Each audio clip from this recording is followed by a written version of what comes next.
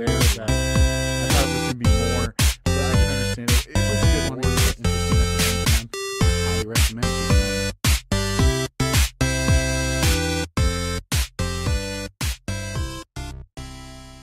Hey guys, just remember, if your captain of your ship hands you a red shirt, don't do it.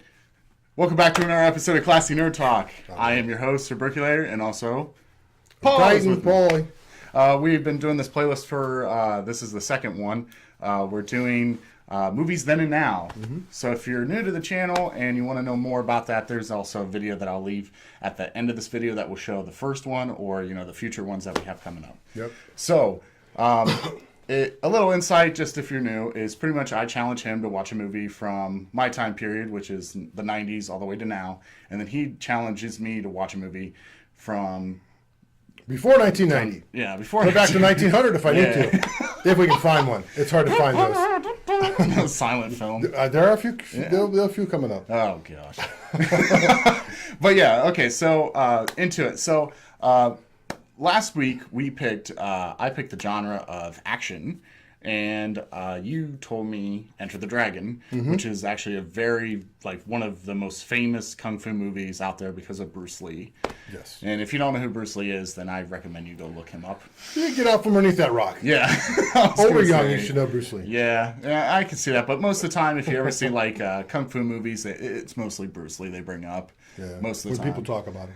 But this movie was made back in 1973. 73, yeah. 1973. It starred Bruce Lee as a person that was hired from an investigator to go invest this certain type of cult or gang. And it's pretty much just your standard kung fu movie. Not really a lot of story there. But why this movie's great, why people love kung fu movies is because of the choreography of the kung fu.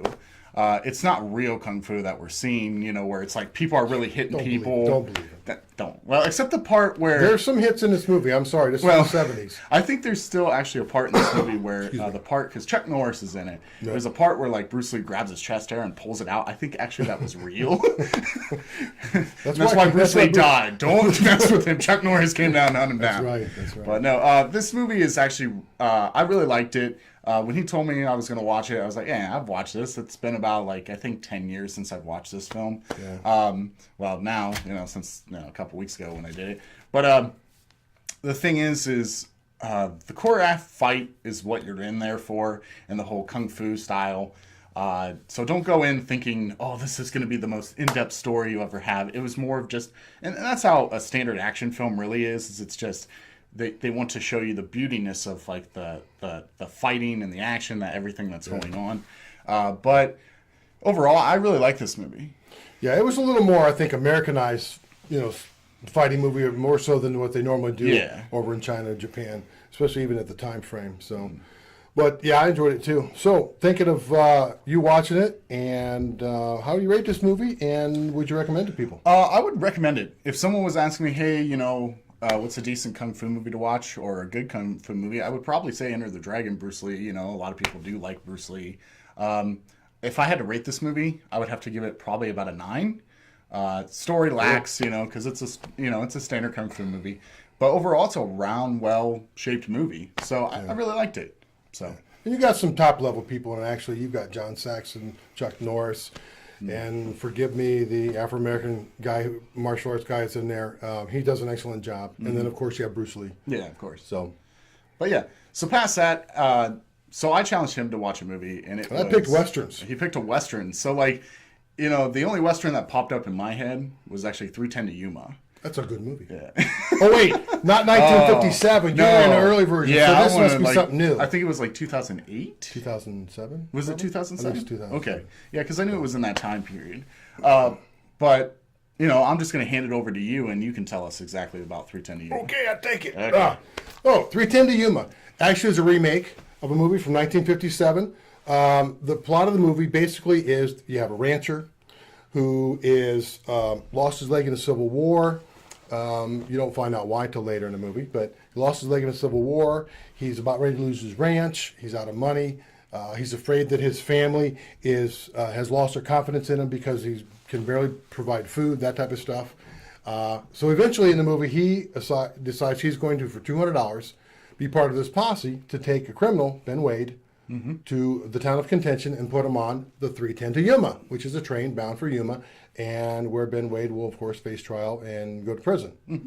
So it's pretty a short plot. It actually is off of a short story, so it is a short plot. Excuse me.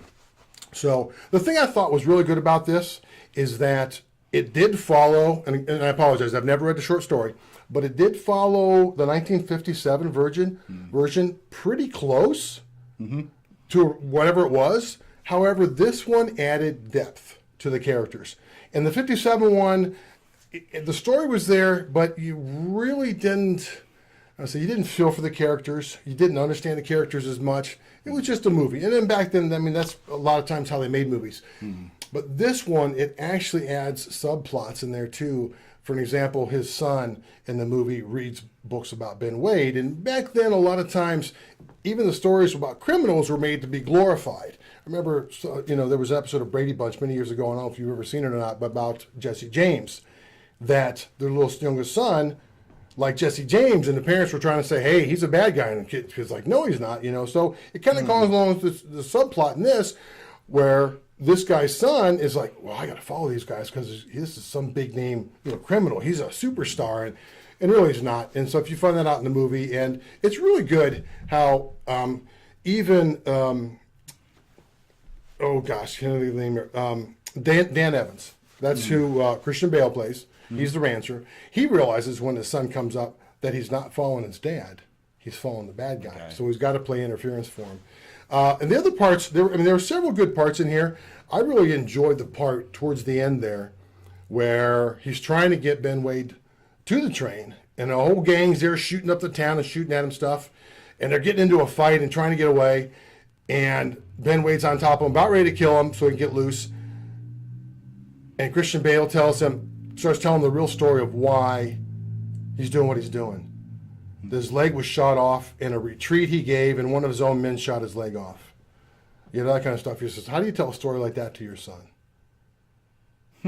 So you find the development in these characters about Dan Evans, played by Christian Bale, how it grows and becomes more in depth, becomes more of a man character for his boys, for his wife, for his family. But you also find that Ben Wade, who's played by Russell Crowe, he's more open-minded. You don't know at the end whether he's like, I'm done with what I'm doing now, I'm going to do something different, which we won't give away the ending, because if you haven't seen it, it's really good. A lot better than the original, because in the original, they just jump on the train with smiles and they go and yada, yada, yada. So it's kind of like, oh, hey, we got rain coming down out here west, everything's fine. Because most movies back then were, they tried to make sure that there was a happy ending. But this one really puts you to the point, okay, so is Ben Wade, I don't know, I'm trying to think how to say this. Is he more open-minded about stuff? Is he bored with the life he had? Does he really have a little bit of a goodness in him that kind of makes you kind of wonder and think that? Not really sure. But, I mean, he gets on the train and he hands his holster and gun to these guys, and he sits down in the little jail cell that's in the train to go off to Yuma. So makes you wonder if they would ever made a sequel to it, or even if the short story would have ever had a sequel, really how it would have come out. But I think a lot of times they just like to keep you thinking, wondering what could have happened. Yeah. So, but all in all, I think it was a really good movie. It was one of those movies that really brought back how a Western should be. It's been a long time. Young Guns was really not a Western. It was just a shoot 'em up and a fun movie, that kind of stuff. If you remember when that came out. Yeah. This brought more back to what a Western was years before that. The one before that was Unforgiven by Clint Eastwood. That was a really good movie, but I actually felt that this was even better than Unforgiven, as much of a Clint Eastwood fan I am. So we kind of went from there. I'd give it, I'd like to give it 10 stars. I'm going to give it 9 at least, but it's pretty close to 10 because it really is a good movie, especially how well they developed the characters and stuff. A couple scenes in there could have done without, and I'll give away a little thing here where he stabbed somebody in the throat with a fork and stuff. I'm not sure if you actually had to see him doing this the whole time, stabbing somebody in the throat, but, it's for the effect. Well, yeah. So other than that, Actually, what I really liked about this film, why I picked this film for you, was because I remember watching it when it came out in theaters. I loved it. I loved every minute of it. I thought it was a great Western tie-in, especially, like, you know, it's very rare that you find a good Western, especially in this time period. Oh, absolutely. Because, you know, we got some ones that are just, like Cowboys and Indian Aliens, really. You know, Hey, I almost got a part on that one. Let's not go there. Well, you know.